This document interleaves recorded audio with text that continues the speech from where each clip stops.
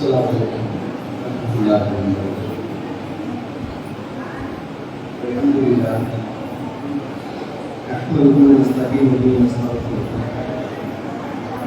ونعوذ بالله من شرور أنفسنا ومن سيئات أعمالنا من يهده الله فلا مضل له ومن يضلل فلا هادي له أشهد أن لا إله إلا الله وحده لا شريك له وأشهد أن محمدا عبده ورسوله أما بعد.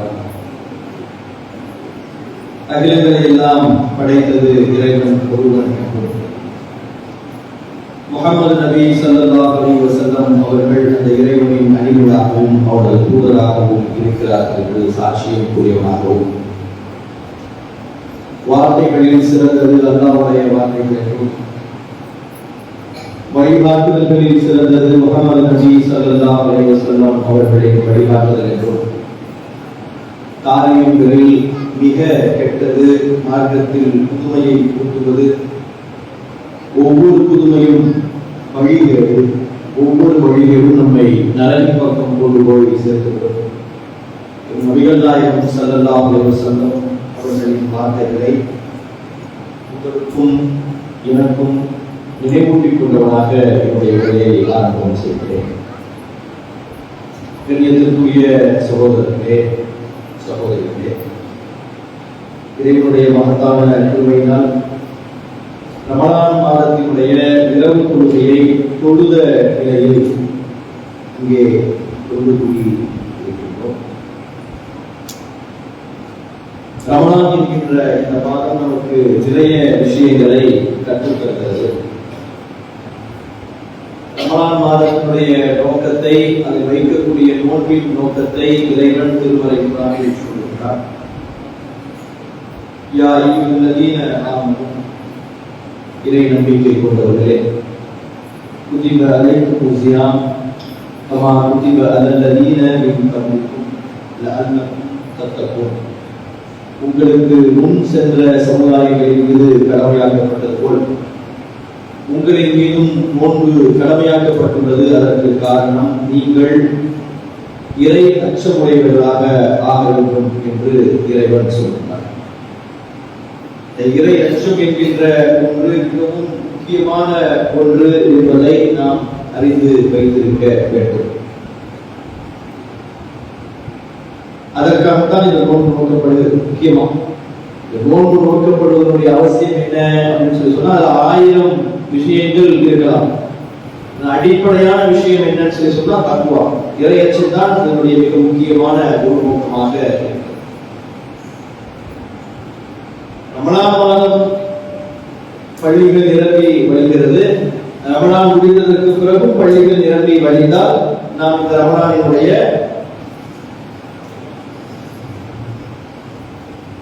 படிப்பினையை பெற்றுவிட்டோம் என்று அர்த்தம். அதாவது ரமலானுக்கு பிறகும் பள்ளிகளில் இதே அளவிற்கு கூட்டம் ஃபஜ்ர் தொழுகைகளில் இறங்கி வழிந்தால் அந்த படிப்பினையை நாம் பெற்றுவிட்டோம் என்பது அர்த்தம். அது எப்போ நடக்கும் சொல்லி கேட்டால் இறையச்சம் வந்ததற்கு பிறகு நடக்கும். இறைவனை அஞ்சுவது என்கின்ற ஒன்றிடம் வந்ததற்கு பிறகு நடக்கும். ஏன் இறைவனை அஞ்ச வேண்டும் என்றால், இறைவன் தன்னை குறித்து அறிமுகப்படுத்திக் கொள்ளக்கூடிய நேரத்தில் திருமறை குர்ஆனில் சொல்கிறார், ரஹ்மான் ரஹீம் என்று தன்னை அடையாளப்படுத்திக் கொள்கிறார். திருமறை குர்ஆனில் ஏராளமான இடங்களில் இந்த வார்த்தைகள் இருக்கிறது. ஒவ்வொரு வசனங்களும் இந்த வசனத்தை வைத்துத்தான் ஒவ்வொரு அத்தியாயமுமே தொடங்குகிறது. எல்லா அத்தியாயத்தினுடைய முதல் வசனம் எது? பிஸ்மில்லாஹிர் ரஹ்மானிர் ரஹீம் தான் ஒவ்வொரு அத்தியாயத்தினுடைய முதல் வசனம். அதாவது பக்ராவாக இருந்தாலும், அது அல்-ஃபாத்திஹாவாக இருந்தாலும், எல்லா விஷயங்களுடைய முதல் வசனம் எதுன்னு சொல்லி கேட்டா பிஸ்மில்லாஹிர் ரஹ்மானிர் ரஹீம் தான். இப்ப இறைவன் அவற்ற அருளாளர். நபிகள் நாயகம் ஸல்லல்லாஹு அலைஹி வஸல்லம் அவர்கள் சொன்னார்கள், இறைவன் எப்படிப்பட்டவனாக இருக்கிறான் என்றால், அவன் இந்த உலகத்தை படைத்து இந்த உலகத்தில் இருக்கக்கூடிய உயிர்களை படைத்து தன்னுடைய அன்பில் 1% உலகத்தில் இருக்கக்கூடிய எல்லா உயிர்களுக்கும் பகிர்ந்து கொடுத்ததாக இறைவன் சொல்கிறார். உதாரணத்திற்கு ஒரு குழந்தை கீழே விழுந்த உடனே அழுகுது. அந்த குழந்தைக்கு ஏதோ காயமாயிடுச்சுன்னா ஏன் தாய் அழுகுறா? தாயுடைய கண்ணது ஏன் தண்ணி வருது? தகப்பன் ஏன் அழுகிறார்? அவருடைய உள்ளத்தில் அன்பை இறைவன் விதைத்திருக்கிறார். சரி, இது மனிதர்களுக்கு நடக்குது, மிருகங்களும் அப்படித்தான் இருக்குது. மிருகங்களை நீங்க எடுத்துக்கிட்டீங்கன்னு சொன்னா ஒரு ஒட்டகம் இருக்குது அப்படின்னா அந்த ஒட்டகம் 5 அறிவுடைய பிராணி தான். அந்த ஒட்டகம் என்ன செய்யுதுன்னு சொல்லி கேட்டா, தன் காலுக்கு கீழே இருக்கக்கூடிய குட்டியை, அந்த வெயிட்டா தான் இருக்கிற ஒட்டகம், அந்த குட்டியை மிதிச்சு அந்த குட்டி செத்துரும். அது தன்னுடைய காலுக்கு கீழே இருக்கக்கூடிய குட்டியை மிதித்து விடக்கூடாது என்பதற்காக ஒரு ஒட்டகத்துடைய கால்களை அகற்றி வைக்கிறது. ஒரு குதிரையும் இந்த ஒரு காரியத்தை செய்கிறது. எவ்வாறு இது செய்கிறது என்றால், இறைவன் அந்த ஒட்டகத்தினுடைய உள்ளத்தில் அன்பை விதைத்திருக்கிறார். கொடூரமான நிறைய பிராணிகள் கூட இந்த மாதிரியாக இருக்கிறாங்க. கொடூரமான பிராணிகள், கரடி, சிங்கம் மாதிரியான பிராணிகள் கூட பெரிய அன்பு நிறைந்ததாக இருக்கிறது. ஒரு சிங்கம், சிறுத்தை, ஒரு நேஷனல் ஜியோகிராபிக் சேனல்ல போற ஒரு சிறுத்தை என்ன செய்யுதுன்னு சொல்லி கேட்டா, ரோட்ல போய் ஒரு காரை நிறுத்துது. எல்லாமே பயந்துட்டு போறாங்க. ஒருத்தர் இறங்குறாரு, அது அவருடைய காலை போட்டு பெறாடு. அவர் ஏதோ என்ன சொன்னா, கொல்லல, அவர் அடிக்கல, அவர் காயப்படுத்தல, கடிக்கல, அவர் எங்க இழுத்துட்டு போக ட்ரை பண்ணல அந்த சிறுத்தை. இவர் அந்த சிறுத்தை கூட போறாரு. சிறுத்தை கூட போனாருன்னு சொல்லி சொன்னா, அந்த சிறுத்தை எடுத்து கொண்டு வைக்க காமிக்கணும்னு சொல்லி கேட்டா, அதுக்கு குட்டி ஒரு பள்ளத்துக்குள்ள மாட்டிக்கிட்டு இருக்கு. பள்ளத்துக்குள்ள இருக்கக்கூடிய குட்டியை காப்பாற்றுறதுக்கு மனுஷனை இழுத்துட்டு போகுது அந்த ஒரு சிறுத்தை. விளக்கமாகவே மனிதனை கடித்து திங்கக்கூடிய அந்த சிறுத்தை அந்த மனிதனை கடிச்சு திங்கல. அவன் இழுத்துட்டு போய் அவன் அந்த குட்டியை காப்பாற்றியவுடன் அது திரும்பி போகுது சந்தோஷமா. தன் குட்டியை காப்பாற்றணுன்ற எண்ணம் எப்படி வந்துச்சு, எப்படி வந்தது தெரியல. அல்லாஹ் தான் தன் உள்ளங்களில் படைத்தான். அதே மாதிரி ஒரு காட்டு எருமை, அதுவும் அதே மாதிரி டிவில அந்த நேஷனல் ஜியோகிராபிக் சேனல்ஸ் எல்லாம் நீங்க அந்த பாத்தீங்கன்னா இருக்கும். அதுல ஒரு காட்டு எருமை என்ன பண்ணுது அப்படின்னு சொல்லி கேட்டீங்கன்னா, அப்பதான் குட்டி போடுவது.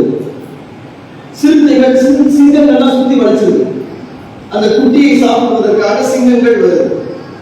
இப்போ இந்த காட்டெருமைக்கு 2 ஆப்ஷன் இருக்கு. விட்டுட்டு ஓடிடுச்சுன்னு சொல்லி சொன்னா இது பொழைச்சிடும். இந்த காட்டெருமை பொழைச்சிடும். அந்த குட்டியை விட்டுட்டு ஓடிட்டு அது பொழைச்சிடும். ஏன்னா குட்டியா ஓட முடியாது, அப்பதான் அது பறந்துருக்கு, அதான் ஓட முடியாது. ஆனா அந்த சிங்கம் சிங்கத்தின் பசிகள் எதையாவது தின்னுதான் ஆகும். அதனால அந்த குட்டியை சாப்பிட்றதுக்கான வரும்போது இந்த காட்டெருமை நின்று என்ன செய்யுதுன்னா அந்த சிங்கங்களோட ஃபைட் பண்ணுது. குட்டி துறந்த முயற்சி பண்ணுது, முட்டுது, சுத்தி ட்ரை பண்ணுது. அந்த குட்டியை கடிக்க விட மாட்டேங்குது. இது சுத்தி அந்த சிங்கங்களை அட்டாக் பண்ணிட்டு இருக்கு அந்த காட்டெருமை. ஒரு பீரியட்ல என்ன சிங்கங்கள் முடிவு பண்ணிடுன்னு சொல்லிட்டு குட்டியை விட்டுவோம், இதை காலத்தில் சொல்லிட்டு தாய் காட்டெருமையை அந்த சிங்கங்கள் கடிச்சு இந்த குட்டியை விட்டாங்க. குட்டியை செத்துச்சுன்னு வச்சுக்கோங்களேன்.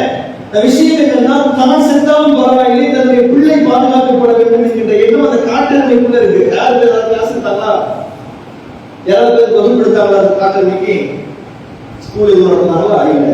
இந்த காட்டெருமை உள்ளத்துல ஒரு அன்பு இருக்கு, கரடியின் உள்ளத்துல ஒரு அன்பு இருக்கு, சிறுத்தையின் உள்ளத்துல ஒரு அன்பு இருக்கு, குதிரையின் உள்ளத்தில் ஒரு அன்பு இருக்கு, ஒட்டகத்தின் உள்ளத்தில் ஒரு அன்பு இருக்கு. இது உள்ளத்தில் எல்லாம் அன்பை வைத்தது யார் என்றால் இறைவன் வைத்தான். நபிகள் நாயகம் ஸல்லல்லாஹு அலைஹி வஸல்லம் அவர்கள் சொல்கிறார்கள், உலகில் இருக்கக்கூடிய ஒவ்வொரு உயிரினுடைய உள்ளத்திலும் அன்பை இறைவன் விதைத்திருக்கிறான். அந்த அன்பு இருக்கக்கூடிய காரணத்தினால் தான் ஒரு தாய் தன்னுடைய பிள்ளைக்கு அன்பை காட்டுகிறார், ஒரு பிள்ளை தன்னுடைய தாயிடத்தில் அன்பு காட்டுகிறது, ஒரு தந்தை தன்னுடைய பிள்ளையிடத்தில் அன்பு காட்டுகிறார், ஒரு பிள்ளை தன்னுடைய தந்தையிடத்தில் அன்பு காட்டுகிறது. மாறி மாறி அன்புகளை மாற்றி செலுத்திக் கொள்வதற்கு காரணம் இறைவன் தன்னுடைய அன்பில் 1% மனிதர்கள் உலகத்தில் இருக்கக்கூடிய எல்லா உயிர்கள், புழு, பூச்சி, பறவை, விலங்கு, கரடி, காட்டெருமை என்று எல்லா உள்ளங்களில் விதைத்திருக்கக்கூடிய அன்பு, அல்லாஹ்விடம் இருக்கக்கூடிய அன்பில் 1% என்று, ஒரே 1% என்று நபிகள் நாயகம் ஸல்லல்லாஹு அலைஹி வஸல்லம் சொல்றாங்க. ஒரே 1% தான். அப்ப அல்லாஹ் எவ்வளவு அன்பு நிறைந்தவனா இருப்பான், எவ்வளவு பாசம் நிறைந்தவனா இருப்பான். அப்படிப்பட்ட பாசம் நிறைந்த அல்லாஹ்வை பார்த்து நாம் ஏன் பயப்பட வேண்டும்? இறையச்சம் தான் நமக்கு முக்கியமானது என்று இந்த ரமலானில் நாம் எல்லாம் நோக்கு நோக்கிறோம். அல்லாஹ் பாசம் நிறைந்தவன் என்று திருமறை குர்ஆன் சொல்கிறது.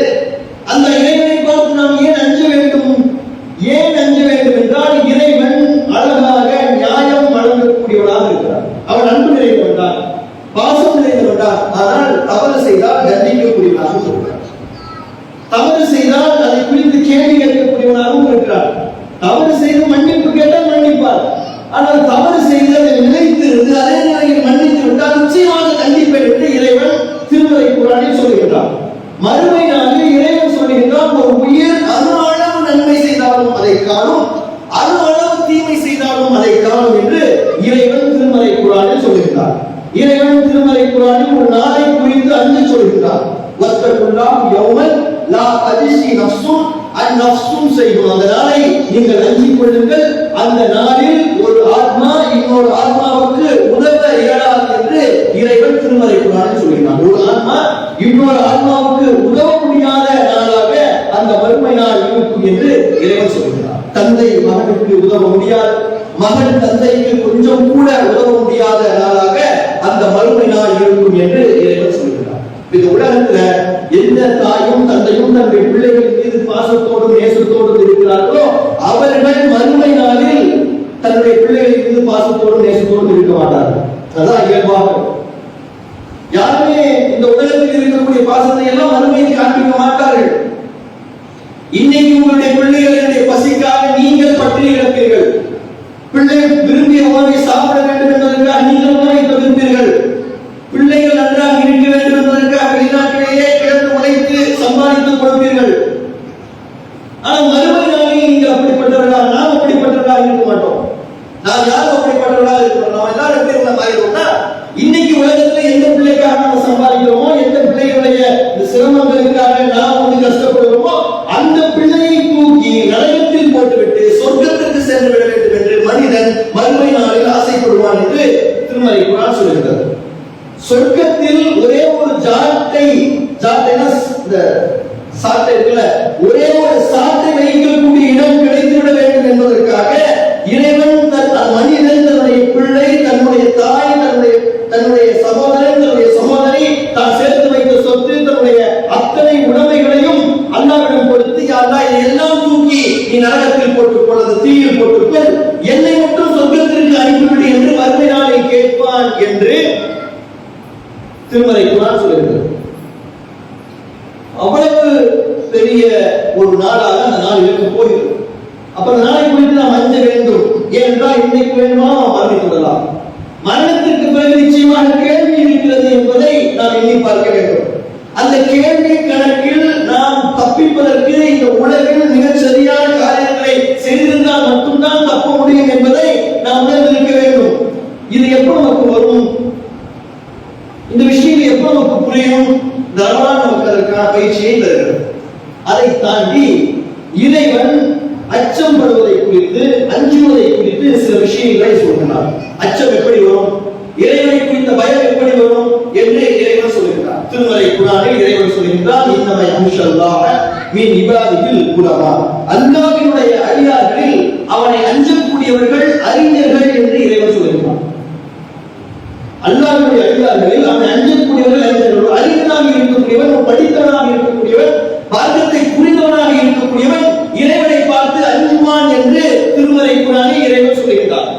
மார்க்கத்தை குறித்து தெரிந்தவர்களிடம் இந்த திருமறை குர்ஆன் ஓதி காண்பிக்கப்படும் போது, கல்வியாளர்களிடம் இந்த திருமறை குர்ஆன் ஓதி காண்பிக்கப்படும் போது அவர்கள் எப்படிப்பட்டவர்களாக இருப்பார்கள் என்றால், அல்லாஹ்வுடைய அச்சத்தால் அவருடைய உள்ளங்கள் நடுங்கும், அல்லாஹ்வை சிரமப்பட்டு அழுவார்கள், அல்லாஹ்விடம் பாவ மன்னிப்பு தேடுவார்கள் என்று திருமறை குர்ஆனில் அல்லாஹ் பதிவு செய்கிறார். அப்ப இறை அச்சத்தை பெறுவதற்கான ஒரு வழி என்பது கல்வி. நோன்பு என்பது எவ்வாறு நம்ம இறையச்சத்தை அதிகரிக்குமோ அந்த இறையச்சத்தை நீட்டிக்க செய்யக்கூடிய காரியங்களில் மிக முக்கியமான ஒன்றாக இருப்பது கல்வி என்பதை நாம் அறிந்து கொள்ள வேண்டும். அந்த இறையச்சம் தான் மறுமையை நம்மை காப்பாற்ற போகிறது. அந்த இறையச்சம் தான் நம்ம மறுமையை நம்மை வெற்றிகளை செய்ய போகிறது. எந்த நாடு மிகவும் கடுமையானதாக, கொடுமையானதாக, மோசமானதாக, அருவருப்பானதாக, அவமானகரமானதாக, கொடூரமானதாக இருக்குமோ அந்த நரகத்திலிருந்து நம்மை காப்பாற்ற போவது அந்த இறையச்சம் தான். நரக நெருப்பை குறித்து திருமறை குர்ஆன் பல இடங்களில் மிக விரிவாக பேசுகிறது. நரக நெருப்பு என்பது தங்கும் இடங்களில் திருமலை குர்ஆனில் சொல்கின்றான், மிகவும் கடும் வெப்பம் நிறைந்தது அந்த நரகம். தீ ஜுவாலைகள் விழுந்து எரிந்து கொண்டிருக்கும்.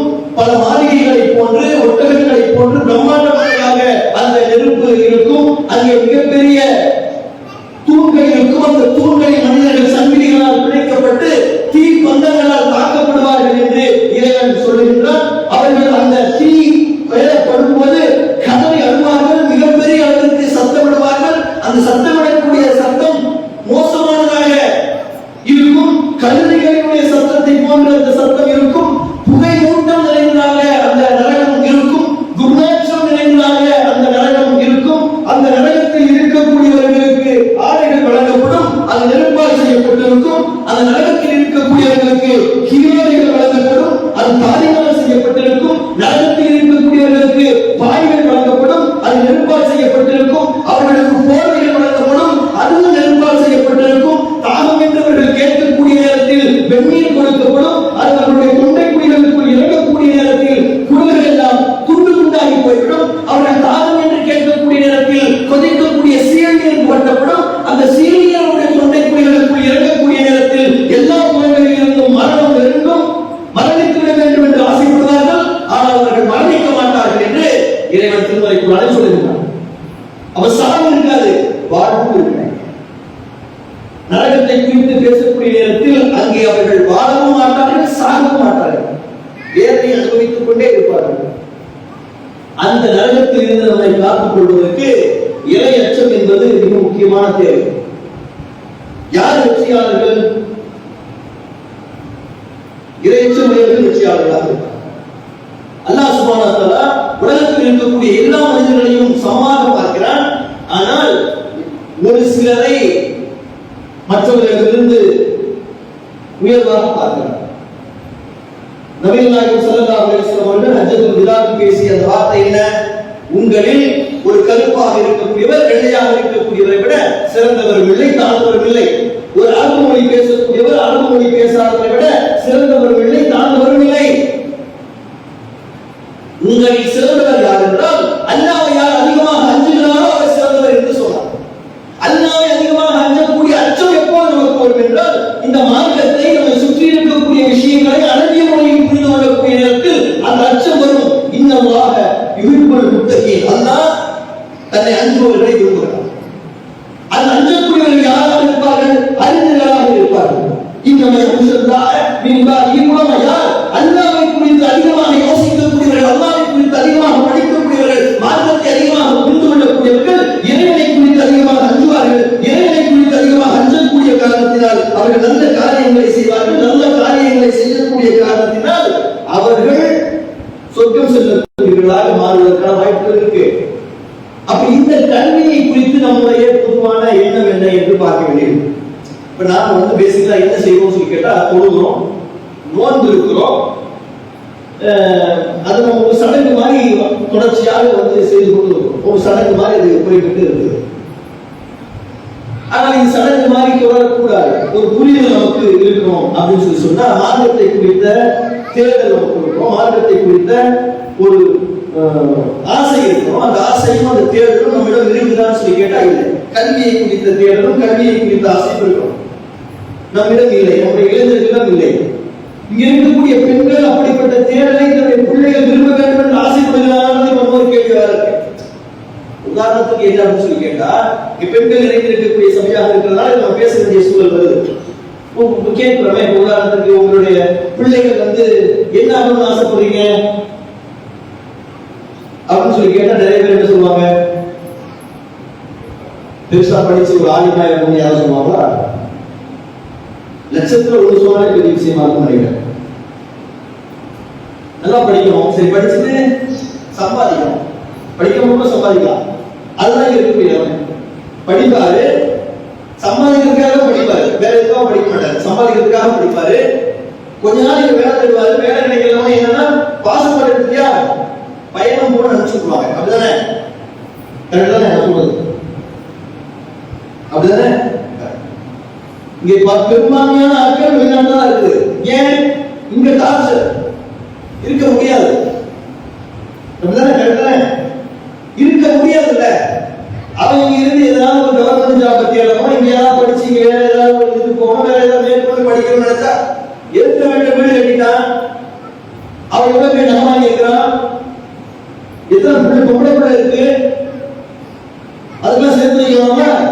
என்ன செய்ய? வெளிநாட்டுக்கு போவோம்.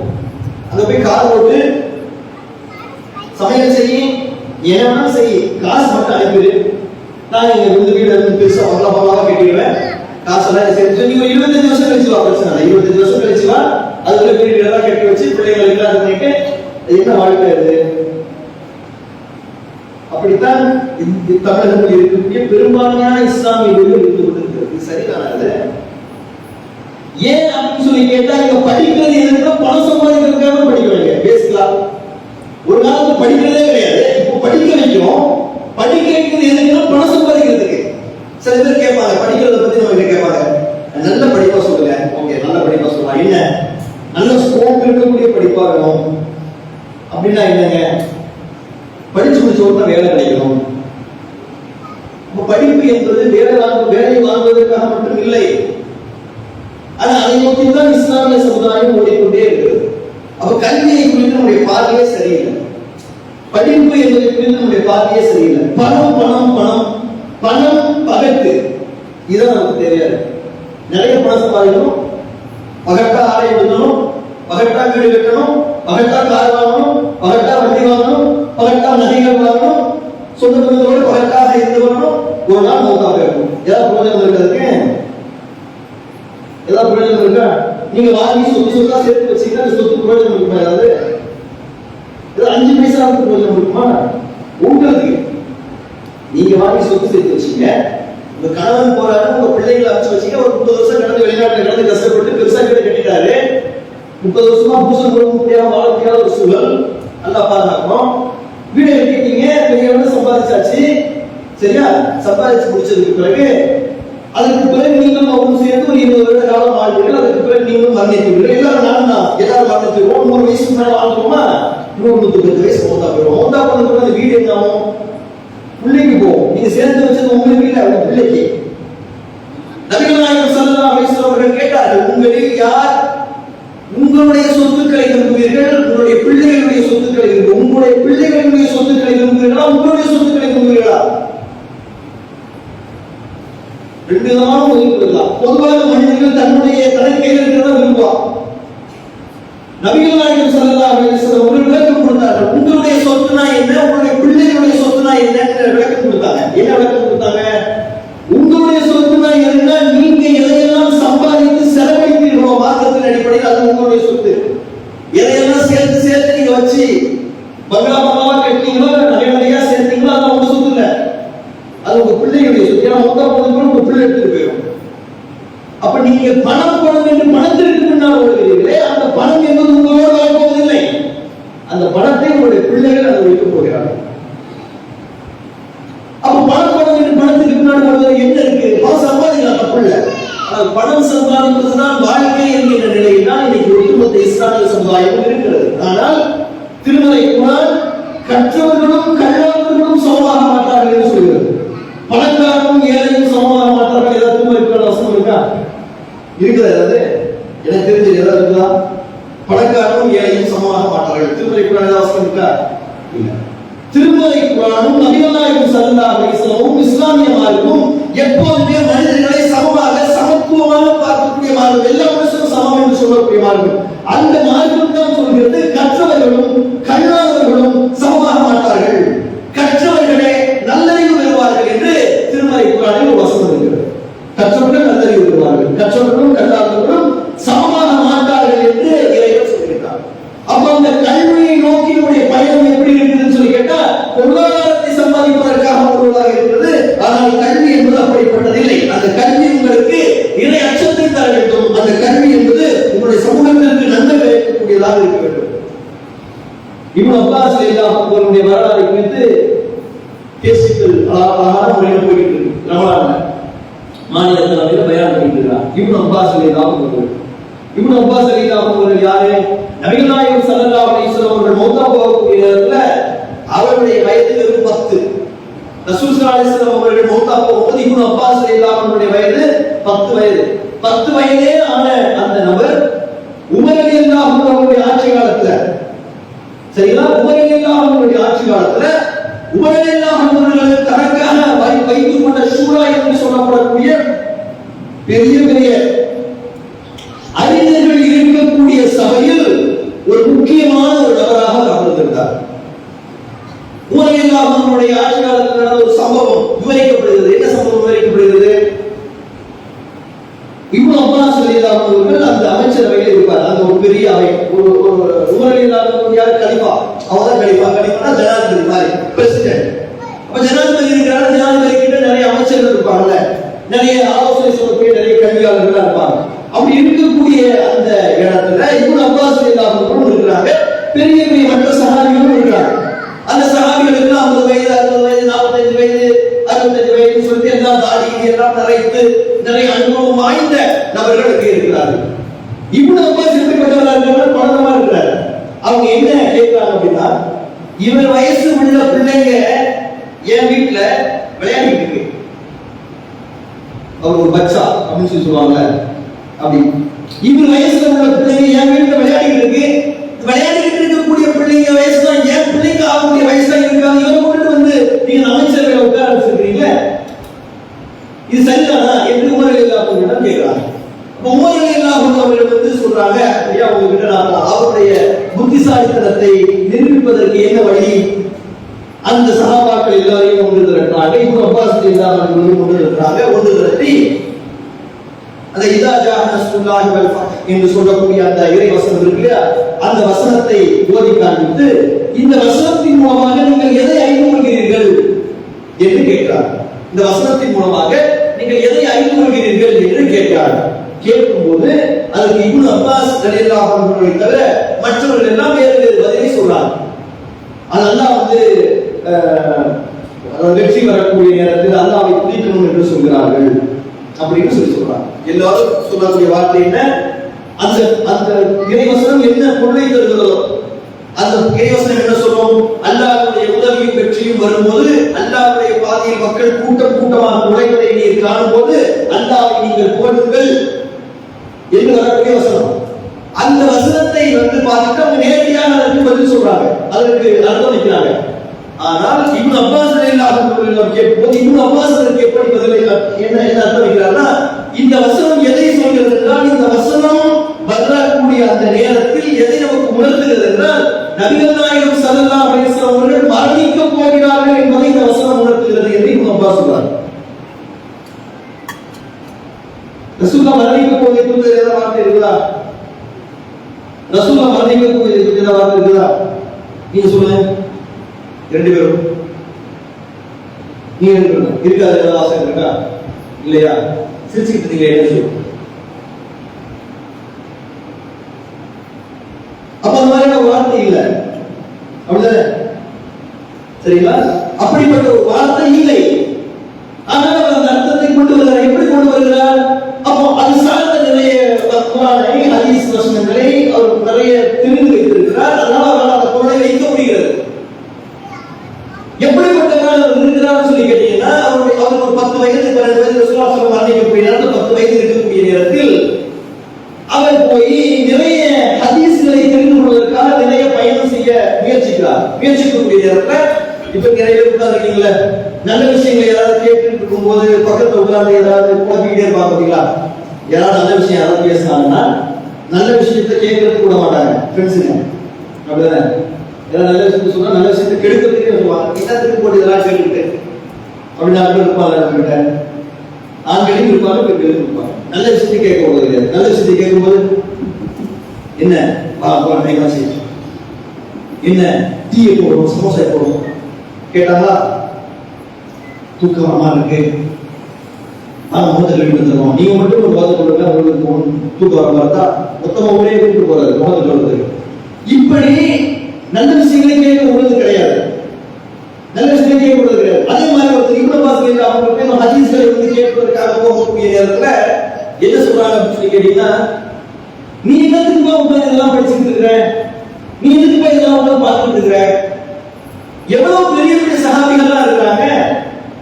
அபூபக்கர் இருக்கிறாரு, உமர் இருக்கிறாங்க, உஸ்மான் இருக்கிறாரு, அலி இருக்கிறாரு, அப்துல் ரஹ்மான் பின் அவுஃப் இருக்கிறாரு. எவ்வளவு பெரிய பெரிய சஹாபிகள் இருக்காங்க. உங்க அக்கா இருக்கிறாரு, அப்பாஸ்.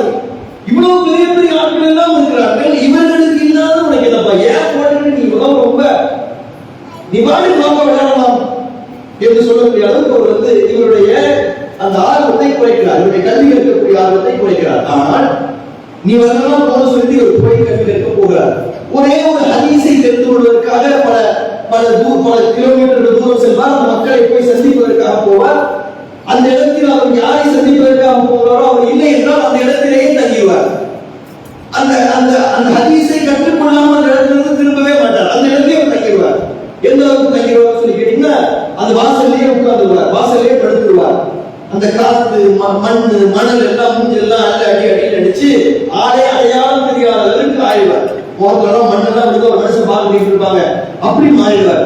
அப்ப எந்த நபரை சந்திப்பதற்காக சென்றாரோ அந்த நபர் கொஞ்ச நேரம் கழிச்சு வந்து பார்த்தா இப்னு அப்பாஸுடைய தோற்றத்தில் அவர் இருக்க மாட்டார். ஏதோ பக்கீருடைய தோற்றத்தில் இருக்கக்கூடிய அளவுக்கு அவருடைய முகம் எல்லாம் மண்ணாகி போய் கிடக்கும். ஆனால் அந்த ஒரே ஒரு ஹதீஸை தெரிந்து கொள்வதற்காக அவர் பயணிப்பார், நிறைய நேரம் எடுத்துக் கொள்வார். அதனால்தான் இப்ப அந்த உபயோகிகளுடைய அமைச்சரவையில் இருந்த அவர் மற்ற பெரிய பெரிய சகமாக்களால் பதிலளிக்க முடியாத அந்த விஷயத்திற்கு அவர் பதிலளித்தார். அப்ப யாரோ ஒருத்தர் தடுத்தார்ல, எதுக்குப்பா நீ போய் இதெல்லாம் கத்துக்க போறேன்னு அதே நபர் சில வருடங்களுக்கு பிறகு சொன்னார், இவர் மிக சிறந்த கல்வியாளராக இருக்கிறார், எனக்கு தெரியாத பல விஷயங்கள் இதற்கு தெரிந்திருக்கிறது என்று ஒத்துக்கொண்டார். அந்த கல்வி அவருக்கு கொடுத்த உயரம் என்னவென்றால், அந்த கல்வி அவரை எடுத்து சென்ற தூரம் என்னவென்றால், அந்த கல்வி அவருக்கு கொடுத்த மரியாதை என்னவென்றால், இந்த மார்க்கத்திற்காக உழைத்து இந்த மார்க்கத்திற்காக பாடுபட்டு இந்த மார்க்கத்திற்காக உயிரை கொடுக்க துணிந்து களத்தில் நின்று போராடி ஷஹீதாவதற்காக துணிந்து நின்ற சஹாபாக்களோடு ஒரு சிறுவனாக இருந்த இப்னு அப்பாஸ் ரலியல்லாஹு அன்ஹு அவர்களும் சரிக்கு சமமாக உட்கார்ந்து பேசக்கூடிய ஒரு நிலையை இந்த கல்வி என்பது ஏற்படுத்துகிறது. இதை நம்ம விரும்புறோமா? முதல்ல இந்த உயரத்தை நம்ம விரும்புறோமா? முதல்ல அது பார்த்தா இருக்கக்கூடிய கேள்வி என்ன வச்சுப்போம். அவர் போனாரு உட்கார்ந்து ஹதீஸ் கத்துக்கிறதுனால இப்ப என்னப்பா அப்படிதான் நம்ம இந்த பழக்கம் வந்து கூப்பிடுறது. அப்படித்தான் நம்ம வந்து இந்த கல்வியினுடைய அவசியத்தை வந்து பார்க்கிறோம்.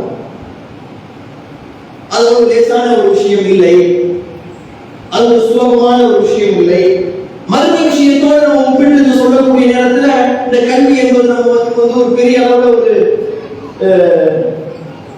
அச்சத்தை கொடுப்பதாக தெரியவில்லை.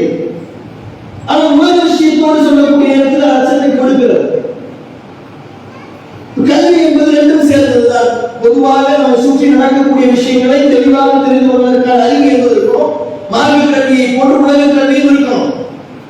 இப்ப நம்ம சுற்றி என்ன நடக்குது, நம்ம சுற்றி என்னென்ன விஷயங்கள் எல்லாம் நடந்து கொண்டு இருக்குது இன்னைக்கு சொல்லுங்க. என்ன நியூஸ் பாத்தீங்களா இன்னைக்கு? நீங்க உங்க பக்கத்துல நீங்க நியூஸ் பாத்தீங்களா? அதாவது பாத்தீங்களா? உங்க பக்கத்துல உள்ளவங்க செய்தி இருக்கா? நியூஸ் பேப்பர் எதுவும் படிச்சீங்களா? இந்த ஒரு வார காலத்துல எதுவும் படிக்கலையா? சொல்லுங்க. நீங்க நியூஸ் பாத்தீங்களா? பேப்பர் தான் படிச்சீங்களா? படிச்சீங்களா? என்ன நடந்துட்டு இருக்கு நாட்டுல? என்ன நடந்துட்டு இருக்கு? ரமலான் நடந்துட்டு இருக்குங்க. எத்தனாவது நோம்பிக்கு? எத்தனாவது நோம்பா? ரமலான் நடந்துட்டு இருக்கு, சஹர் நடந்துட்டு இருக்கு, இஃப்தார் நடந்துட்டு இருக்கு. அதை தவிர்த்து நாட்டில் என்ன நடக்குதுன்னு நமக்கு தெரியாது. சரி, ரமலான் முடிஞ்சதுக்கு பிறகு சரி நம்ம விவாதத்திலிருந்து வெளியே வந்ததுக்கு பிறகு நாட்டில் என்ன நடக்குதுன்னு தெரிஞ்சுப்போமா? ரமலானுக்கு முன்னாடி என்ன நடந்துச்சு?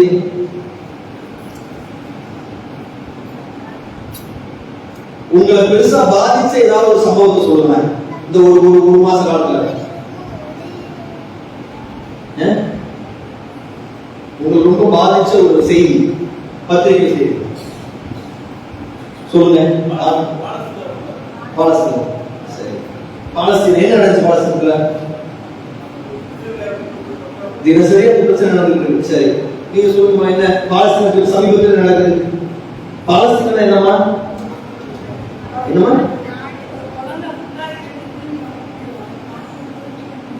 முட்டாய் வாங்கிட்டு திரும்ப வரணும். முதல் வருஷம் மிட்டாய் வாங்க போன பிள்ளை திரும்பி வரும்போது சல்லடையா புரிஞ்சிருச்சு, சுக்கலா செதறிடுச்சு. அப்படி நடக்குது பாலஸ்தீனத்துல. அப்ப அவங்க எப்படி நோன்பு வைக்கிறாங்க? இன்னைக்கு நாமெல்லாம் அழகா பள்ளிவாசல் உட்கார்ந்து நல்ல 15 ஃபேனுக்கு கீழே உட்கார்ந்து அழகான முறையில் நீங்க பயான் கேட்டு வருவோம். அங்க எப்படி இருக்கிறாங்க? முழுசா இடிபாடு, உட்கார்றதுக்கு எந்த இடமும் இல்லை, குளிர் அவ்வளவு குளிர், வெக்க அவ்வளவு வெக்க, ஏசி ஏசி கிடையாது, ஃபேன் கிடையாது, ஒன்றும் கிடையாது, சாப்பிட்றதுக்கு சோறு கிடையாது. போன ரமலான்ல எப்படி ஒண்ணு போச்சா தெரியுமா? அழுகி போன பழம், இஞ்சி போன ரொட்டி, காஞ்சி போன ரொட்டி, தூக்கி கொடுத்து குப்பையில போவதற்கு தகுதியான உணவுப் பொருட்களை வைத்துத்தான் போன ரமலான்ல சகர் செஞ்சாங்க. இந்த ரமலான்ல சகர் செய்வதற்கு நமக்கு எதுவுமே கிடைக்காத ஒரு நிலை தான் அங்க இருந்து கொண்டு இருக்குது. அங்க நாம நல்லா இருக்கும். அவங்க எப்படி இருக்காங்க? அவங்க ஏன் இப்படி ஆச்சு? அவங்க ஏன் இப்படி ஆச்சு?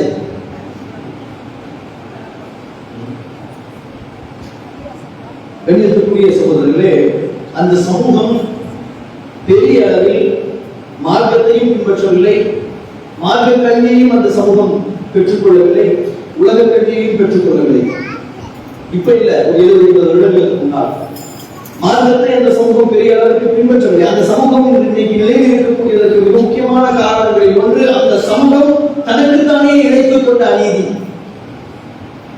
இந்த சமூகம் தனக்குத்தானே இணைத்துக் கொண்ட அநீதி, தன் தலையில் தானே மண்ணை வாரி போட்டுக் கொண்ட ஒரு நிலை. 1947 முன்னால் அந்த இடத்தில் இன்றைக்கு இருக்கக்கூடிய இஸ்ரேல் என்கிற ஒரு நாடு கிடையாது. இன்னைக்கு அந்த நாடு எவ்வாறு உருவானது? அந்த நாடு உருவானதற்கு காரணம் என்ன? பாலஸ்தீன் என்கிற நாட்டில் இருக்கக்கூடியவர்கள் இன்னைக்கு எந்த விதமான உரிமையும் இல்லாமல் நாடோடிகளை போன்று சுற்றிக் கொண்டிருப்பதற்கு காரணம் என்ன? கண்களுக்கு முன்னால் பிள்ளைகள் செத்து மடிவதை பார்த்துக் கொண்டு பாதுகாக்க முடியாத நிலையில் தந்தைகள் கதறி கொண்டிருப்பதற்கு காரணம் என்ன? பிள்ளைகள் பசி என்று அழுது கொண்டிருக்கக்கூடிய நேரத்தில் கைகளில் வைத்திருக்கக்கூடிய பிள்ளைக்கு ஒரே ஒரு பேரிச்சம் பழத்தை கூட கொடுக்க முடியாமல் கண்ணீர் விட்டுக் கொண்டிருக்கிறாய் ஒரு தாய். அதனுடைய நிலை என்ன? தாய் தந்தை 2 பேரும் இறந்து போய் 50,000க்கு அதிகமான குழந்தைகள் அனாதைகளாக இருந்து கொண்டிருக்கிறார்கள். ஒரு நிலை என்ன? 3 வயது உடைய குழந்தைக்கு கார்டியனாக 5 வயது உடைய இன்னொரு குழந்தை இருக்கிறது. காரணம் என்னவென்றால் அவர்கள் குடும்பத்தில் இருக்கக்கூடிய அத்தனை பெரியவர்கள் இறந்து போய்விட்டார்கள். அந்த குழந்தைகள் மட்டும்தான் இன்னொரு குழந்தையை காப்பாற்றக்கூடிய நிலையில் ஒரு சூழல் இருக்கிறதற்கு காரணம் என்ன? பல லட்சக்கணக்கான பேருக்கு ஒரே ஒரு தாய் என்கின்ற நிலை இருக்கிறது. என்ன காரணம்? ஏற்கனவே அழிந்து போன போலியோ என்கின்ற ஒரு நோய் மீண்டும் அங்கு உருவாகிவிட்டது. அதற்கு என்ன காரணம்? உணவு இல்லாத நிலையில் பட்டினி கிடந்து நெஞ்சு எழுந்து தெரியக்கூடிய அளவிற்கு உலகிலேயே பட்டினி நிறைந்த நாடுகளினுடைய இடத்தில் முக்கியமான இடத்தில் இன்னைக்கு பாலஸ்தீனம் அங்கே வைக்கிறது. என்ன காரணம்? அங்கே இருக்கக்கூடிய பெண்கள் அனுபவிக்கக்கூடிய கொடுமைகளை இந்த பள்ளிவாசல் மேடையில் இருந்து சொல்ல முடியாததற்கு மோசமானதாக இருக்கிற சூழல் என்ன? இதற்கெல்லாம் ஆரம்ப புள்ளி எங்கே இருந்து உருவானது? 1947 முன்னாடி பாலஸ்தீனம் என்கின்ற ஒரு நாடு இருந்தது. அந்த நாடு இன்று அழிக்கப்பட்டது. நாடு என்று அவர்கள் கைகளில் இருந்து பறிக்கப்பட்டு இஸ்ரேல் என்கின்ற ஒரு அயோக்கிய கும்பல் அந்த நாட்டை அபகரித்து அங்கே இருக்கக்கூடிய மக்களை கொன்று முடித்து அங்கே இருக்கக்கூடிய மக்களை சாகடித்து ஜெனோசைட் என்கிற இன அழிப்பை திட்டமிட்டு நிகழ்த்தி பச்சிளம் குழந்தைகளை சிதறடித்து சாகடித்து பட்டினி போட்டு சாகடித்து பள்ளிவாசல்களில் குண்டு போட்டு சாகடித்து இருக்கக்கூடிய மருத்துவமனைகள் இருக்கக்கூடிய பள்ளிவாசல்கள் இருக்கக்கூடிய பள்ளிக்கூடங்கள் என்று எந்த இடத்தையும் விட்டு வைக்காமல் சல்லடை சல்லடையாக குண்டுகளால் குறைந்து ஆயிரக்கணக்கானவர்களை கொண்டு குறைந்திருப்பதற்கு எது மூலப்புள்ளி யுத்து என்பதை நீங்கள் அறிந்து வந்தீர்களே. ஆனால் ஒரு லேசாக இருக்கிறோம். அன்னைக்கு இஸ்ரேல் என்கின்ற ஒரு நாடு உருவாவதற்கான ஒரு அடிப்படையை அமைத்துக் கொடுத்தவர்கள் அங்கே இருக்கக்கூடிய பாலஸ்தீனியர்கள். அந்த நாடு உருவாவதற்கு நிலத்தை கொடுத்தவர்கள் இஸ்லாமியர்கள் தான். எப்படி கொடுத்தான் தெரியுமா? எப்படி கொடுத்தான் தெரியுமா? யாருக்கா தெரியுமா? சொல்லுங்க. எப்படி கொடுத்தாங்க நாடு? சொல்லுங்க. இங்க யாருக்கா தெரியுமா? தெரியுமா? எது? ஒரு ஓரத்து ஒரு இடத்தை கொடுத்தாங்க. அவர்கள் கொடுக்கிறதுக்கு முன்னாடி இவங்களே கொடுத்தாங்க. வேளாண் வளர்ச்சி வங்கின்னு ஒரு வங்கி உருவாக்கப்பட்டது. சரிங்களா? பேங்க். வட்டிக்கு வாங்கலாமா கூடாதா? வட்டி வாங்கலாமா? வாங்கலாம். கொடுக்கலாமா? கொடுக்கவும் கூடாதா? வாங்கவும் கூடாது, கொடுக்கவும் கூடாதா? ஓகே. வட்டிக்கு வாங்கவும் கூடாது, கொடுக்கவும் கூடாது. சாட்சியா இருக்கலாமா? சாட்சியா இருக்கலாமா? கணக்கு எழுதலாமா? பேங்க்ல இஸ்லாமிய மார்க்கம் மிக தெளிவாக சொல்கிறது, வட்டி வாங்குபவர், வட்டி கொடுப்பவர், வட்டிக்கு சாட்சியாக இருப்பவர், அதற்கு கணக்கு எழுதுபவர் எல்லோரும் பாவிகள் என்று இந்த மார்க்கம் சொல்கிறது. எவ்வளவு பெரிய வார்த்தை! எல்லோரும் பாவி. யார்? வட்டி வாங்குபவன், கொடுப்பவன், அதற்காக கணக்கு எழுதுபவன், அதற்கு சாட்சியாக இருப்பவன், அத்தனை பேரும் பாவிகள் என்று சொல்லக்கூடிய மார்க்கத்தில் இருந்து கொண்டு வேளாண் வளர்ச்சி வங்கி என்கிற வங்கியில் இருந்து பொருளாதாரத்தை வட்டிக்கு பெற்று அந்த வட்டி பணத்தை திரும்ப செலுத்த முடியாமல் தன் கைகளில் இருந்த நிலத்தை பாலஸ்தீனியர்கள் 80 வருடங்களுக்கு முன்னால் இழந்தார்கள். இது வரலாறு. 80 வருஷத்துக்கு முன்னாடி வட்டிக்கு கடன் வாங்கி வாங்கிய வட்டியை கொடுக்க முடியாமல் தன் கைகளில் இருந்த நிலத்தை விட்டவர்கள் இன்று சேர்ந்து கொண்டிருக்கக்கூடிய பாலஸ்தீனர்களுடைய அப்பன், பாட்டன், தாத்தன், முப்பாட்டன். இஸ்லாம் சொன்ன மிக அடிப்படையான விஷயம், பேசிக்.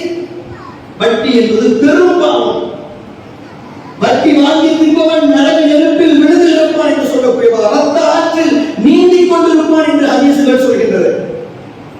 ஷைத்தான் தீண்டியவனை போல பைத்தியக்காரனாகத்தான் வட்டி வாங்கி தின்பவன் வறுமை நாளில் எழுந்திருப்பான் என்று இந்த மார்க்கம் சொல்கிறது. இதையெல்லாம் அவங்களுக்கு தெரிந்தவர்களையே அல்லது தெரிந்தும் இறைவனை அஞ்சலையே அஞ்சாவது நுழைந்தார்கள். நுழைந்தவனுடைய காரணத்தினால் ஆரம்ப கட்டத்தில் 10-15% நிலத்தை இழந்தார்கள். அதுதான் இஸ்ரேலுடைய தொடக்க புள்ளியாக இருந்தது.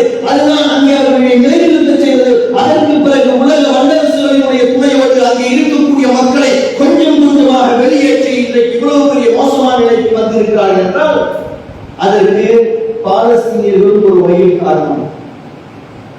நம் வரலாற்றை சரிசமமாக பிரித்து பேசணும். இஸ்ரேலியர்கள் அயோக்கியர்கள், அயோக்கியத்தனம் செய்துதான் பெரும்பான்மையானவர்களை பிடித்தார்கள்.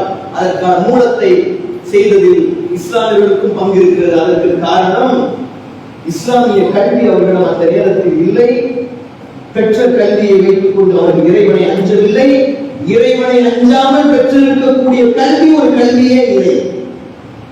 நாம் என்ன புரிந்து கொள்ளணும்னா, பணத்தை மட்டும் லட்சக்கணக்கில் வைத்து ஏதாவது செஞ்ச முடியுமா? இன்னைக்கு ஏதோ செய்யறாங்களா? இருக்கக்கூடிய Saudi Arabia, Qatar, Iran, Iraq, Lebanon, Syria, Egypt சொல்லி அயோக்கிய கும்பல்கள் நிறைய பேர் சுத்தி இருக்கிறாங்க. ஏதாவது செய்யறாங்க. இருக்கக்கூடிய பாலஸ்தீனியர்களுக்கு 10,000 கோடி ரூபாய்கள் தாயக தங்கத்தை கட்டி வைத்திருக்கிறார்கள். அயோக்கியர்கள்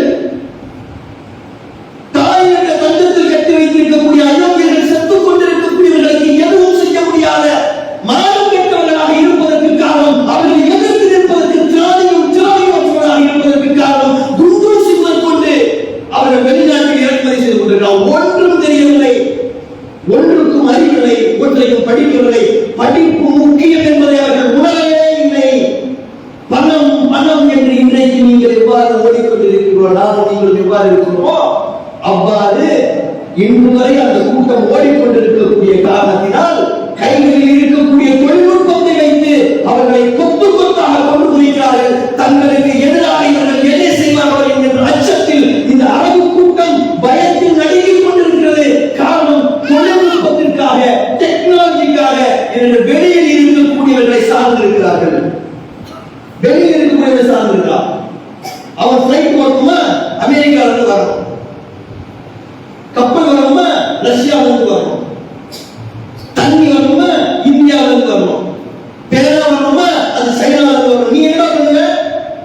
நல்லா தின்னுட்டு கிடப்பேன், வீட்டை மட்டும் பெருசு பெருசா கட்டி வச்சுப்பேன். இதனால் இன்னைக்கு அங்கே மக்கள் அநியாயமாக கொல்லப்படுகிறார்கள். நீங்க புரிந்து கொள்ளணும், நான் மிக முக்கியமான ஒரு இடத்தில் இருந்து கொண்டு இருக்கிறோம். இந்த சமூகம் மார்க்கத்தை மறந்து, மார்க்க கல்வியை மறந்து, உலக கல்வியை மறந்து, கல்வி என்பது முக்கியம் என்பதையே மறந்து பணத்திற்கு பின்னால் ஓடியவருடைய விளைவை இன்றைக்கு பாலஸ்தீனத்தில் அனுபவிக்கிறது. அல்லாஹ் பாதுகாக்க வேண்டும். இதே நிலை இங்கே தொடர்ந்தால் இன்றும் நாம் அனுபவிப்போம். நான் பெருசாக சொல்லல, பயமுறுத்தவில்லை, இதுதான் உண்மை. வாய்ப்பு இருந்தால் இங்க இருக்கக்கூடிய பிள்ளைகள் நிறைய மொபைல் வச்சிருப்பீங்க, உட்கார்ந்து யூடியூப், பேஸ்புக், இன்ஸ்டாகிராம் நிறைய நேரத்தை செலவு பண்ணீங்க. நாடினால் இறைவன் நாடினால் கொஞ்சம் யோசிச்சு கூகுள்ல போய் யுஎஸ் ஹாலோகாஸ்ட் மெமோரியல் மியூசியம் என்று சொல்லக்கூடிய அமைப்பு சில வருடங்களுக்கு முன்னால் கொடுத்த ஒரு அறிக்கையை படித்து பாருங்கள். அவர்கள் சொல்கிறார்கள் 2025 இந்தியாவில் மிகப்பெரிய ஜெனோசைட் இன அழிப்பு நடப்பதற்கான வாய்ப்புகள் இருக்கிறது. இன அழிப்பு நடக்க வேண்டும் என்றால் அதற்கு 10 அம்சங்கள் நடக்க வேண்டும். முதலில் எதிரியை தீர்மானிக்க வேண்டும். 2 எதிரி தவறானவன் என்பதை சித்தரிப்பதற்கான பொய்யான கருத்துக்களை பரப்ப வேண்டும். 3வது மக்கள் மனதில் அந்த வெறுப்பு எந்த அளவிற்கு ஊடுருவி இருக்கிறது என்பதை அறிந்து கொள்வதற்காக பல டெஸ்டுகளை வைக்கிறோம். அதற்காக அடிக்கும் போதும் உதைக்கும் போதும் மக்கள் எவ்வாறு பார்த்துக் கொண்டிருக்கிறார்கள் என்பதை பார்க்கிறோம். பார்த்துக் கொண்டிருக்கக்கூடிய நேரத்தில் ஊடகங்களை எவ்வாறு பரப்புகிறது என்பதை பார்க்கிறோம். அதிகாரிகள் எவ்வாறு கையாளுகிறார்கள் என்பதை பார்க்கிறோம். அவ்வாறு கொல்லப்படக்கூடிய நேரத்தில் சாவதை குறித்து எந்த அச்சமும் இல்லாமல், சாவதை குறித்து எந்த விதமான கவலையும் இல்லாமல் மற்ற மக்கள் இருக்கிறார்கள் என்பதை பார்க்கிறோம். எல்லாம் ஒன்றாக நடந்துவிட்டால் ஒரு நாள் அவர்கள் அனைவரையும் கொள்ளணும், கொன்றுவிட்டு பணியை வேறு யாராவது போடணும். இந்த நாட்டை அவன் விரும்பிய பெயரை வைத்து அழைத்துக் கொள்ளணும்.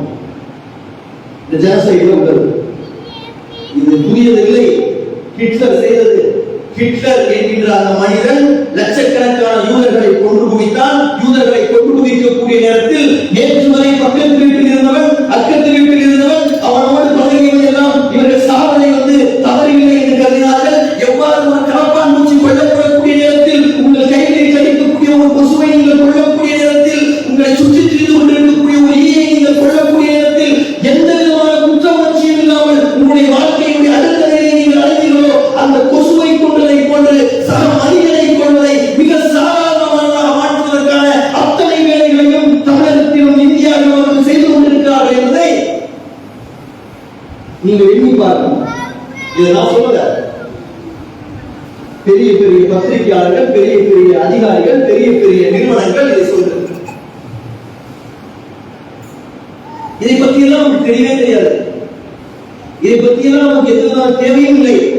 நமக்கு தேவை வேற பணம், பகட்டு, ஆடம்பரம், அலங்காரம்.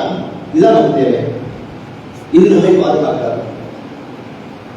உங்களுடைய பிள்ளைகளை கல்வியை நோக்கி நீங்கள் நகர்த்த வேண்டிய தேவை என்பது இருக்குது. உங்களுடைய பிள்ளைகளுக்கு நீங்கள் கல்வியை கொடுத்து விடுங்கள், அவர்கள் தங்களை பார்த்துக் கொள்வார்கள். அவர்களுக்கு எதை அச்சமும் வந்துவிடும். இந்த உலகத்தை கையாளுவதற்கான தகுதியும் அவர்களுக்கு வந்துவிடும். இன்னைக்கு பாலஸ்தீனத்தில் அவ்வளவு பேர் இறந்து கொண்டிருக்கிறார்கள். பாலஸ்தீனத்திலிருந்து படிக்க வேண்டிய பாடங்கள் நிறைய இருக்குது. இன்றைக்கு அவர்கள் அவ்வளவு சிரமங்கள் படக்கூடிய நேரத்திலும் கூட அங்கே இன்னும் ஹாஸ்பிட்டல்கள் இயங்கிக் கொண்டிருக்கிறது என்றால் அங்கே நூற்றுக்கணக்கான மருத்துவர்களாக பாலஸ்தீனத்தில் இருக்கிற மண்ணின் மைந்தர்களாக அங்கே மருத்துவர்களாக இருந்து கொண்டிருக்கிறார். பசி, பட்டினி, சாவு எதை குறித்தும் கவலைப்படாமல் அங்கே இருக்கிறவர்களாக பார்க்கிறார். இங்க அவ்வளவு பிரச்சனைகள் நடக்கக்கூடிய நேரத்தில் அங்கே இருந்து செய்திகள் எல்லாம் வெளியே வந்து எப்படி வந்து அங்கே நூற்றுக்கணக்கான பத்திரிகையாளர்களாக பாலஸ்தீனத்தில் இருந்து வந்திருக்கிறார்கள். நம்ம என்ன யாரையா பத்திரிகையாளர் படிக்கிறதுக்கு ஆசைப்படுறீங்க? ஐசிசி என்று சொல்லக்கூடிய இன்டர்நேஷனல் கிரிமினல் கோர்ட்ல அந்த பெஞ்சமின் நெத்தன்யாஹு என்பவருக்கு எதிராக வாதாடி அவரை வார் கிரிமினலாக அறிவித்த ஒரு வேலையை பாலஸ்தீனத்தை சார்ந்த இஸ்லாமியர்கள், உலகில் இருக்கக்கூடிய இஸ்லாமியர்கள் சிலர் செஞ்சாங்க. ஒரு லாயராக இருந்து அதை செய்ய முடிந்தது. நீங்க அவர் எந்த ஊருக்கு போனாலும் அரெஸ்ட் பண்ணக்கூடிய ஒரு நிலை பெஞ்சமின் நெத்தன்யாஹுவுக்கு. அவன் வார் கிரிமினல் அனௌன்ஸ் பண்ணிருக்காங்க. அப்படியே அவர் ஒரு நீதிமன்றத்தை நிறுத்தி கேள்வி கேட்கக்கூடிய அளவுக்கு படித்த சிலர் இருக்கிறாங்க. நாம எத்தனை பேர் அப்படி படிக்கணும்னு ஆசைப்படுறோம்? மருத்துவராக இருக்கக்கூடிய எத்தனை பேர் சமூகத்துக்கு சேவை செய்வதற்காக, நீதிபதியாக இருக்கின்ற ஆசைப்படக்கூடிய எத்தனை பேர் இந்த சமூகத்திற்கு நன்மை செய்வதற்காக, ஒரு வக்கீலாக ஆக வேண்டும் என்று எத்தனை பேர் ஆசைப்படுறீங்க? உண்மையை மக்களுக்கு உரைக்க சொல்ல வேண்டும் என்பதற்காக ஒரு போலீஸ்காரராக ஆக வேண்டும் என்று எத்தனை பேர் ஆசைப்படுறீங்க? தவறுகளை தடுத்து நிறுத்துவதற்காக ஒரு ஆசிரியராக வேண்டும் என்று எத்தனை பேர் ஆசைப்படுகிறீர்கள்? நல்ல விஷயங்களை மக்களுக்கு சொல்ல வேண்டும் என்பதற்காக ஒரு பத்திரிகையாளராக ஆக வேண்டும் என்று எத்தனை பேர் ஆசைப்படுகிறீர்கள்? உண்மையை உண்மையாகவும் பொய்யை பொய்யாகவும் சொல்வதற்கு எத்தனை பேர் இருக்கிறோம்? ஆராய்ச்சி செய்வதற்கு எத்தனை பேர் இருக்கிறோம்? இல்லையே. இவ்வளவு எங்கேயோ போயிட்டு இருக்கு. சொல்றான், என்னமோ சொல்லிட்டு இருக்கிறான். நாம ரொம்ப பின்னங்கி இருக்கிறோம். ரொம்ப பின்னங்கி இருக்கிறோம். கல்வியை குறித்த முழுமையான அறிவு, ஞானம் நமக்கு இல்லை. அதை பற்றிய தேடலும் இல்லை. மார்க்க கல்வியை குறித்த தேடலும் இல்லை. உலக கல்வியை குறித்த தேடலும் இல்லை. அப்போ இப்னு அப்பாஸ் ரலியல்லாஹு அன்ஹு பெற வேண்டிய பாடம் என்பது இருக்கிறது. இன்று இருந்து கொண்டிருக்கக்கூடிய பாலஸ்தீனர்களிடம் நாம் பெற வேண்டிய பாடம் என்பதும் இருக்கிறது. பெற்று பிள்ளைகளுக்கு கல்வியினுடைய முக்கியத்துவத்தை எடுத்து சொல்லி ஒழுங்காக படிக்க வைத்து நன்றாக படிக்கக்கூடிய பிள்ளைகளை நன்றாக கவனித்துக் கொண்டு அந்த பிள்ளைகள் எடுக்கக்கூடிய மதிப்பெண்கள், அந்த பிள்ளைகள் எடுக்கக்கூடிய கோர்ஸுகள் எல்லாவற்றிலும் இங்க இருக்கக்கூடிய தாய்மார்களுக்கு பங்கு இருக்குது. நிறைய படின்னு சொல்லிட்டு கொடுக்கூடாது, எப்படியோ போன்னு சொல்லி விடக்கூடாது. கவனித்து வளர்க்கணும், நல்லபடியா படிக்க வைக்கணும். பிள்ளைகளை நல்லபடியா படிக்க வச்சு அவர்கள் நல்ல நிலைக்கு வர வரையும் உங்களுடைய முழுமையான அர்ப்பணிப்பு என்பது தேவை. பெண்கள் குறிப்பா யூத சமுதாயம் இருக்குது. அவர்கள் ஹிட்லரால் அவ்வளவு பேர் கொல்லப்படக்கூடிய நேரத்திலும் கூட எப்படி நீ இவ்வளவு தொழில்நுட்பத்தை முன்னேறி இருக்கிறான், அவர்கள் கிட்ட நிறைய தவறுகள் இருக்கு. ஆனால் அவர்களிடத்திலிருந்து பெற வேண்டிய சில பாடங்கள் இருக்கு. அவன் தீயவனாக இருந்தாலும் தீயவனிடத்திலிருந்து பெற வேண்டிய பாடங்கள் இருக்கு. என்ன படிச்சுட்டே இருந்தான். லட்சக்கணக்கில் அவர்கள் கொல்லப்பட்டார்கள். ரத்த ஆறு அவர்களை கொல்லப்படும் போது ஓடியது தெருக்களே. அப்படிப்பட்ட நேரத்தில் கூட அவர்கள் படித்துக் கொண்டே இருந்தார்கள். இன்னைக்கு உலகத்தில் நீங்க நோபல் பரிசு ஒரு பரிசு இருக்கு. இந்த நோபல் பரிசு வாங்கியது பெரும்பான்மையானவர்கள் யாரும் சொல்லி பாருங்க, யூதர்களாக இருப்பாங்க. போலியோவுக்கு மருந்து கண்டுபிடிச்சது யார்? யூதர். உலகத்தில் மிகப்பெரிய எந்த நிறுவனத்தை நீங்கள் பார்க்கலாம், சாதாரணமாக நீங்க சாப்பிட இன்றிலிருந்து வானத்தில் பறக்கக்கூடிய ராக்கெட்களை இருக்கக்கூடிய பல தொழில்நுட்பங்களுக்கு பின்னணியில் அவர்கள் இருக்கிறாங்க. சதிகாரர்களாகவும் இருக்கிறார்கள், அயோக்கியர்களாகவும் இருக்கிறார்கள். அதுவும் இருக்கிற தெரியாங்க, படித்தவர்களாகவும் இருக்கிறார்கள். நீங்க நல்ல படித்தவனாருங்க, சதி செய்யாதீங்க, நியாயமான படித்தவனாருங்க. படித்தவனாக இல்லையே, உங்களை அடிப்பதற்கு ஒருவன் குச்சி கொண்டு வரானா நீங்களும் குச்சியை கொண்டு போலாம். உங்களை அடிப்பதற்கு ஒருவன் கல்வியை கொண்டு வந்தால் நீங்கள் என்ன நீங்க செய்யணும்? நீங்களும் கல்வியை பெறணுமா இல்லையா? அது அவனுக்கு கடமை இல்லை, உங்களுக்கு கடமை. கல்வி என்பது இந்த மார்க்கத்தில் நமக்கு சொல்லப்பட்டிருக்கக்கூடிய மிக முக்கியமான விஷயமாக இருக்கிறது. கல்வியை நோக்கி ஒருவர் பயணிக்கக்கூடிய நேரத்தில் சொர்க்கத்தினுடைய பாதை எளிதாகிறது என்று சொல்லக்கூடிய ஒரு மார்க்கத்தில் நாம் இருக்கோம். அப்படிப்பட்ட ஒரு கல்வி. ஆனால் நம்ம அதை பற்றி தெரியாமல் நம்ம வந்து முஸ்லீம்கள் எடுப்பதே மார்க்க கல்விக்கும் சரி, உலக கல்விக்கும் சரி. இன்னும் அப்பாஸ் ரலியல்லாஹு போன்று இன்றைக்கு உலகத்தில் வாழ்ந்து கொண்டு இந்த மார்க்கத்திற்காக நன்மையை செய்யக்கூடிய, சேவையை செய்யக்கூடிய நிறைய கல்வியாளர்கள் இருக்கிறாங்க. அவர்களை போன்று நம்முடைய பிள்ளைகளை வளர்க்க வேண்டும். அப்படி வீட்டிற்கு ஒருவர் வந்தால்தான் இன்னும் 10 வருடம் கழித்து ஓரளவுக்கு மான மரியாதையோடு இருக்க முடியும். நான் அதிகப்படியாக சொல்றேன், உண்மைதான். என்ன இப்படிதான் சொல்றாரு? உண்மைதான். சிஏ வந்து என்ன செய்வீங்க? செய்யுமா? இருபது வாங்கணும்னா ரோட்ல யாரும் பண்ணி வாங்கணும்ல, எல்லாத்தையும் கிடைச்சிச்சா? நமக்கு கீழே ஒதுக்கீடு 3% ஒதுக்கீடு கிடைச்சிச்சா? 20 கிட்ட என்னமா? 20 கிட்ட என்ன? 2 நிமிஷத்துக்கு முடிச்சுக்கலாம். 20 கிட்ட என்ன? கல்வியா? எதுக்கு தேவை? நம்ம படிக்கிறது இல்லை. இருக்கிற இடஒதுக்கீடு சேர்க்கல பத்தவும் இல்லை. நம்ம இடஒதுக்கீடு அவ்வளவு போராட்டம் பண்ணி வாங்கணுமே, வாங்கின இடஒதுக்கீடை இன்னைக்கு பெரிய அளவில் நம்மளால நடைமுறைப்படுத்த முடியல. இம்ப்ளிமெண்ட் பண்றது இருக்குல்ல, இடஒதுக்கீடு சட்டத்துல புத்தகத்துல வந்துருச்சு, அதை மொத்தமிட்டு நம்ம வாங்கணும்ல, வாங்க முடியாத நமக்கு பார்த்தா சிரமப்படுறோம், சண்டை போடுறோம் தினசரி. ஆனா ஒரு 2 வருஷத்துக்கு முன்னாடி ஒரு இடஒதுக்கீடு வந்து கொடுத்தாங்க. யாருக்கு?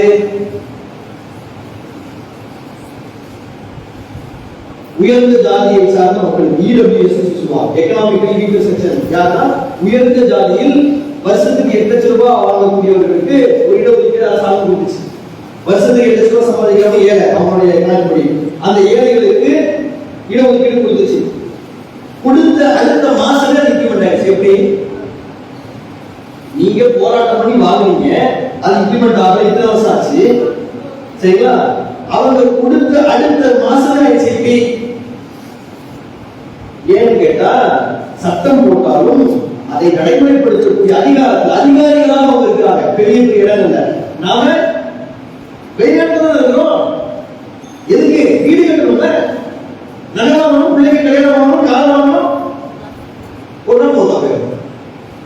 அவன் அப்படி இல்லை. பட்டினி கிடந்தாலும் பசியா கிடந்தாலும் இங்க இருந்து இங்க அதிகாரியா மாறணும், இங்க வந்து இந்த நாட்டுக்கு ஏதாவது செய்யணும்னு இருக்கிறாங்க அவங்க. நாம வீடு வெளியூருக்கு போகணும், கார் வாங்கணும், வீடை வாங்கணும்னு சொல்லி நாம இருக்கோம். நல்லா இருக்கு. அப்ப என்ஆர்சிசியை குறித்து ஏன் பேசுகிறோம் என்று சொன்னால், நீங்கள் ஆர்ப்பாட்டம் மட்டும் செய்து அதை நிறுத்த முடியாது. அதிகாரத்தில் இருந்தாலும் அதை நிறுத்த முடியும். இரண்டாவது, எந்த சமூகம் அல்லாஹ்வை அதிகமாக அஞ்சக்கூடிய சமூகமாக இருக்கிறதோ அந்த சமூகம் தான் எப்படிப்பட்ட கொடுமைகளாக இருந்தாலும் அதை எதிர்த்து நிற்கும். அந்த அச்சத்தை உங்களுடைய பிள்ளைகளுடைய உள்ளங்களில் கொடுப்பது கல்வி. இல்லை என்றால் உங்களுடைய பிள்ளைகள் எப்படிப்பட்டதாக இருக்கும் என்றால், ஒரு நெல்லிக்காய் மூட்டையில் போட்டு வைத்திருக்கக்கூடிய அந்த நெல்லிக்காயை மூட்டை தோறணும் எப்படி செதறி ஓடுமோ அப்படி செதறித்தான் ஓடும். கல்வி இல்லாம பிள்ளைகளை மட்டும் நாம பல கோடி பெற்று வச்சிருந்தோம் சொன்னா அந்த பெற்று வச்சிருந்த பல கோடி பிள்ளைகளும் சிதறி ஓடக்கூடிய நெல்லிக்காய் மூட்டைகளாக இருக்கும், அல்லது ஆட்டு மந்தைகளாக இருக்கும். ஆட்டு மந்தை என்னாவும் ஒரு நாள் கண்டிப்பா பிரியாணி எல்லாம் புரியுதுங்களா?